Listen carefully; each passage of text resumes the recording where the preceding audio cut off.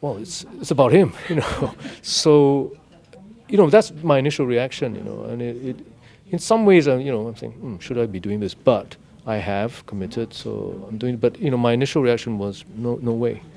But as I said earlier on, looking at the context of it, I thought it's doable.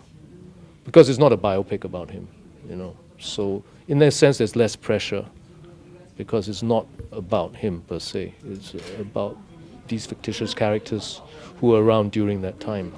And in a sense, I just mark the time that these events take place, Whenever LKY does appear, it's to put it within the time frame of the story. Merger, separation, that's when the story takes place in 1965. Would I ever be given another opportunity to do this, So I think that changed my mind. Plus the fact that it was less daunting once I saw it on paper, what I had to do. This time I have a lot of material, you know what I mean? It's an open book. Every aspect of the man's life is down there in print, is on screen. So it's just a question of trying to absorb all the things that he is, and he's a man of many parts. And so it's just trying to get that all in before we start filming, which is not a lot of time. I mean, I did complain to Daniel, I've got 2 months. This sort of thing, maybe I need a year or two to really get a hang, or a feel of the man. But as it is, it's a film.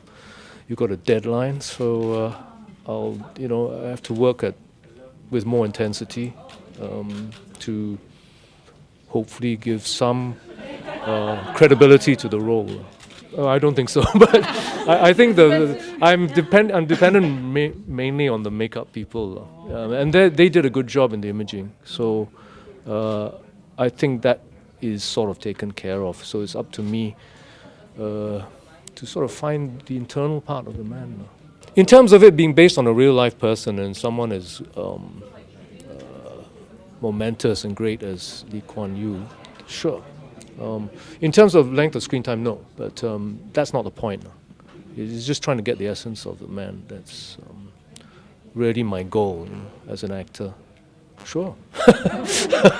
But, it's a job that I've undertaken, so I'll do it to the best of my ability as an actor. No, I try to treat it like every role I'm playing, so it does occupy you for part of the day when you're sort of thinking about it or researching or rehearsing. So the normal working process. But I come from a school of acting where you don't lose any sleep, or you try not to lose any sleep over a role. You keep that separate from your private life. So that's the way I was trained. So I'm not going to lose sleep.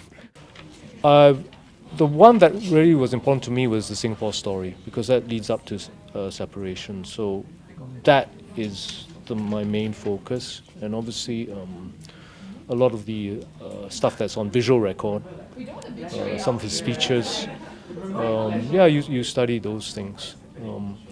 I'm just skimming through the latest stuff about his opinions about the world and so on and so forth, because that was formed post 65. All those opinions about eugenics and whatever.